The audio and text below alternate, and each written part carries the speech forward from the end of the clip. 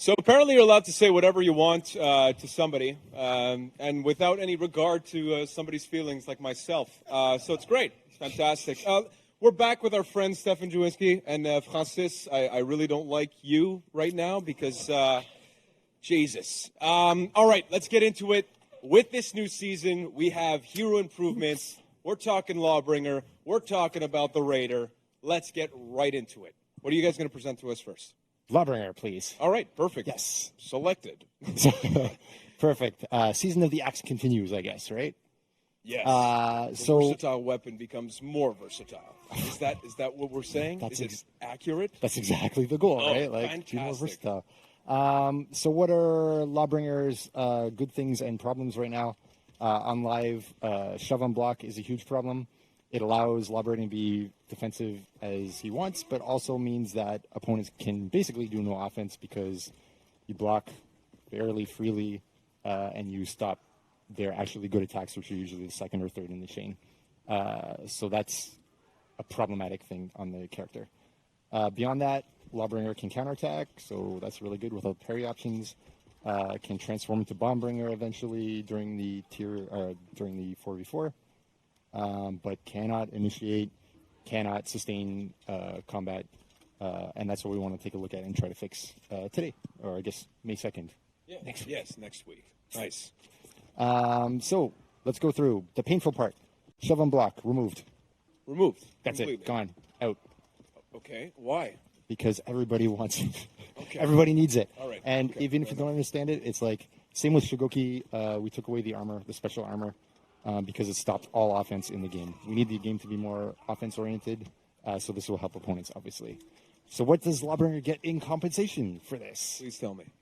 A variety of stuff. Let's start with the new chains. Heavy, heavy, heavy coming. And you see we reach the unblockable finisher as well. That's pretty cool. And we've also got heavy, heavy light as an option, which is also cool. All uninterrupted.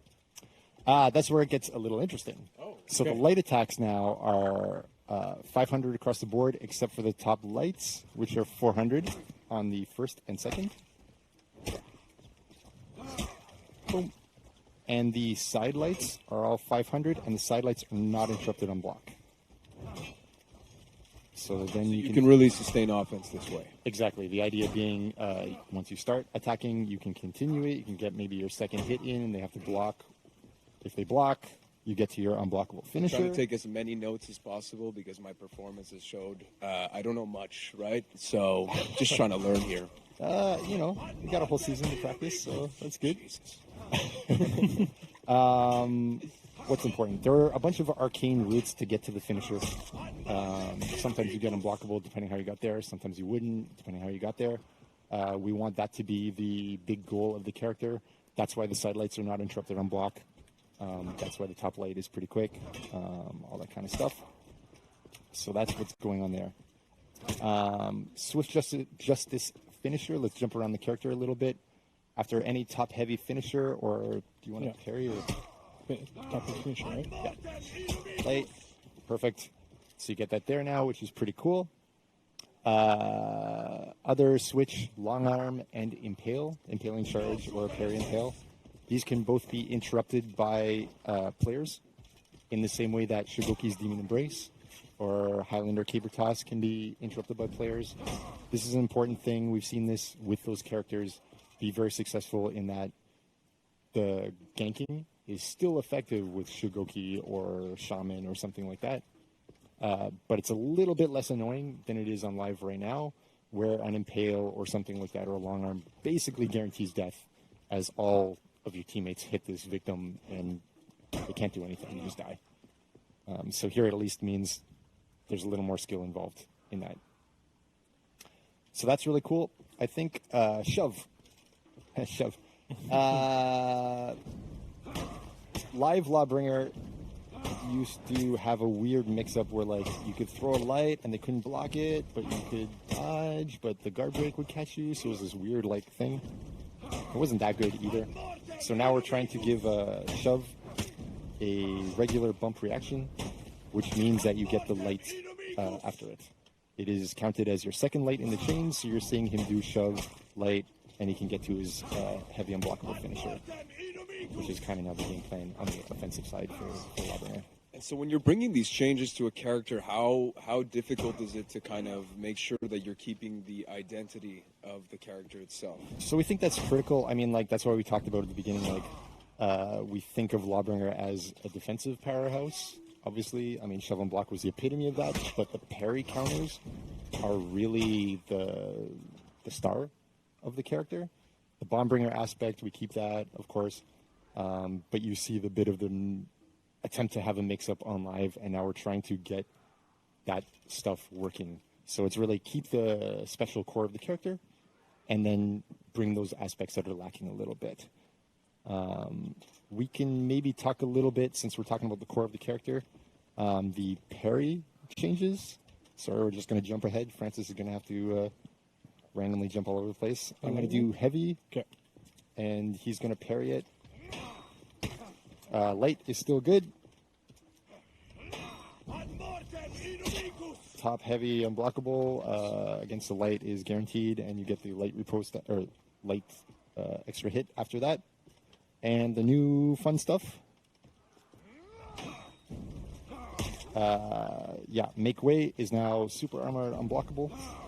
Is that just after the parry, or is that always? That one's just after the parry. Okay. Yeah. So that's pretty cool, and should help with what Lawbringer really wants is that I get my parries and I can do something cool. And in a group fight, when people are trying to mess you up, you can actually be, okay, I parried this guy. I'm not as vulnerable as I used to be against a mess of people. So that's pretty cool. Do you see his role within like a team or anything evolve, or does it stay relatively similar? I know you talked about keeping the identity of the character, so I would assume that you maybe want to keep. I think it's going to be fairly similar. You're still going to want to try to gank with a long arm and the occasional impale. I think if you end up getting that parry in your fight, you're going to be able to go, okay, I hit. The light, oh, I'm sorry, parry light goes to your second light. So you can continue the chain. I'll throw a heavy for you. You can. The which one? Light. Yep. So parry. Excellent execution, by the way. Thank you. Thank you. Light riposte can go to your second light in the chain before it could only go to second heavy in the chain and the first light in the chain. This helps you get a little further into the chain to get to that finisher, of course. Let's jump back to Shove real quick because there's some stuff different on that.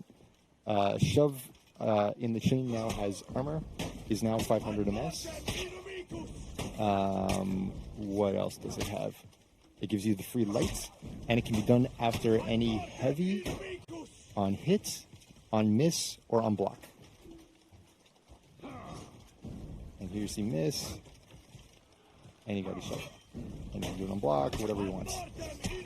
So you can be a bit more creative in what are you going to throw, and really we want to see Lawbringers go, okay, I got a hit, let's throw a second attack of some kind and keep it going. So as opposed to before where you felt that the character was lacking that opportunity to do something. It was just more standing back, blocking, that was it? Definitely, Okay. Definitely yes. You would get your one free hit from whatever punish, and then you stop. Okay. But now we want Lawbringers to keep going through. Is that the long and short of Lawbringer? Yep. Cool. And obviously we're going to have the patch notes ready to go next week where you guys will be able to revisit all of these details. We can head in right into the Raider, who's also gotten some love for this season, correct? Let's do it. So he's been getting demolished, but now it's his turn to demolish the Lawbringer. So Yeah. let's take a look. Swapperoonie. So why do we pick Raider? What do we want to do on Raider? Kind of some similar stuff. Raider has some difficulty initiating, let's say. Has difficulty sustaining combat. Can counterattack with dodge guard break, for example. Can do out of stamina bullying with showing you Raider's Fury, sometimes fainting it, pouring you back into the wall, and can gank in group fights and so on, right? That's what Raider's doing right now. Again, we want to see the initiation be improved, and again, we want to see the ability to go through the chain and make some choices about why do you go through the chain rather than always going to Raider's Fury. So that's roughly it. So how do we get there? We improved the chains. We had 3 on the Raider, so we're going to see light, light, heavy. Cool. We're going to see light, heavy, heavy. And finally, we're going to see heavy, light, light. And you might be noticing that all the lights in the chain are 500 MS. So that's pretty cool. You can use them as opposed to the 6 and 700 and 10,000. I don't even know. It's so long. It's been a long time since I've seen a Raider. Like, there you go. So. And so for the below average player like myself, what difference does this make in terms of I would say honestly very little. Watching your gameplay, you're getting hit by all kinds of stuff. So I think a 500 MS versus 600 MS is not going to matter. You know, I thought I had one ally in this, and I was wrong. But please continue. Please. It's free, right? Heavy attacks. We also saw second heavy in the chains and the third heavy get super armor. This is really important for us because before you would always do Raider's Fury. What's better than an unblockable versus a normal? Nothing, right? So at least now you get to make a choice of, okay, I will want to trade with my super armor, and you have a real choice between Raider's Fury and continuing your chain through heavies. So that's pretty cool. Heavies also get a big buff. All heavies through the character, including the zones, can be fainted to guard break. So soft fainted to guard break, you see there? That got me a couple of times. Yeah. I watched Alex use it quite a bit, so that was pretty cool. And what else? The stunning tap can also is always now 500 MS. It used to be 600 MS. That one is a pain. That one is a real pain. Look at Francis go. Oh my God. Yeah. It's Is all this stamina coming flashing timing? back Yeah, right okay. It's good. And the variable timing is also a thing. Yes, thank you. So you can switch up when during your heavy a little bit, will you be able to launch a stunning tap? So I think you have to practice it and touch it to really feel that one. But that'll be next week, so it'll be really cool to try out. So yes, hopefully everything is dangerous now. Cool. Zone attack.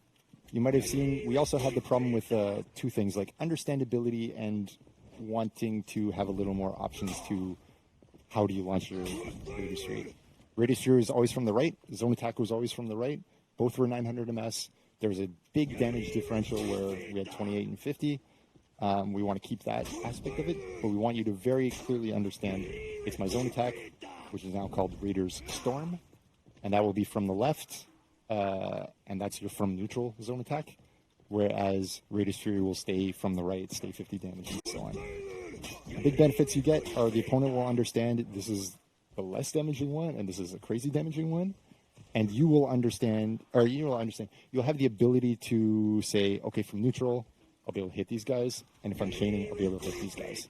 Just a little more ability to care about your target swapped attacks. So that's super cool. What else? Stampede Charge, thank you, is now interruptible by opponents. Same thing as Lawbringer, same thing as Shigoki Demon Embrace.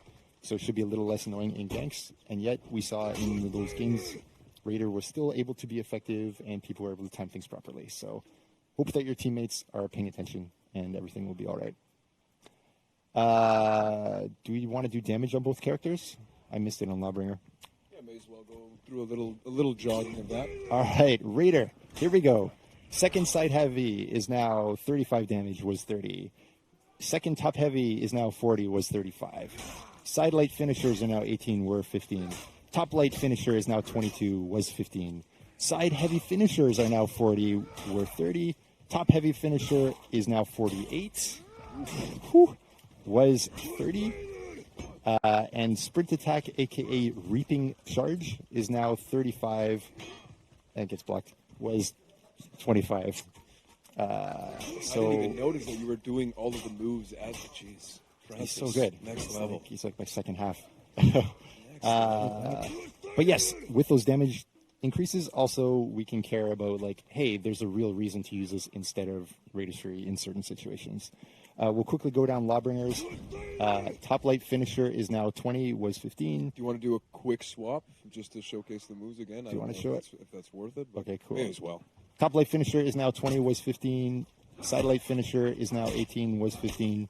Top heavy finisher is now 40, was 35. And side heavy finishers are now 38, were 30. So get out there and crush a few noobs. So much more versatile. Yes. So much more. Ultra versatile. Yeah, that's so awesome. Well, thank you guys for your time. If we could just turn the page to the next. The one gameplay feature I do want to, Yes. before you throw away If you can. to the next segment, is stance change 100 ms. Okay, so this is on. This is not necessarily on the Raider and the Lawbringer. That's correct. That's on all static guard heroes, so not the assassins, not Shaolin, but everyone else, Lawbringer, Raider, Warden, whoever, can now switch stance and then launch an attack at 100 ms. Okay, cool. Before it used to be 300 ms, so you go like over, wait, and then attack. Now you can just go over and attack. Okay, nice. So- Is there a specific reason why you guys felt the need to change that specifically? Yeah, you want to be able to throw an attack from the three sides. It's really weird to be a three stance, like trying to threaten from three stances, but these guys cannot. Assassins could, and now everybody can. Okay, well, awesome. Well, thank you again, guys. Really appreciate the time. And